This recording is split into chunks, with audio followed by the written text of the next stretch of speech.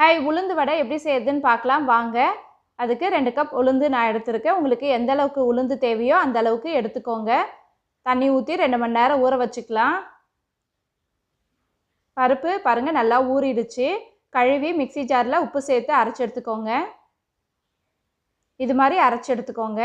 இப்போ நறுக்கி வச்சுருக்க வெங்காயம், பச்சை மிளகாய், கருவேப்பிலை, கொத்தமல்லி சேர்த்துக்கலாம். இஞ்சி பூண்டு கொஞ்சமாக தட்டி சேர்த்துக்கோங்க. எல்லாத்தையும் நல்லா கலந்து பிசைஞ்சு எடுத்துக்கலாம்.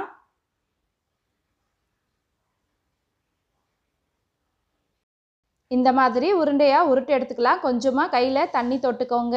தொட்டுட்டு உருண்டைகளை தட்டி எண்ணெயில் பொரிச்சு எடுத்துக்கலாம். அப்படி இல்லைன்னா வாழை இலையில் தட்டி நீங்கள் பொரிச்சு எடுத்துக்கோங்க.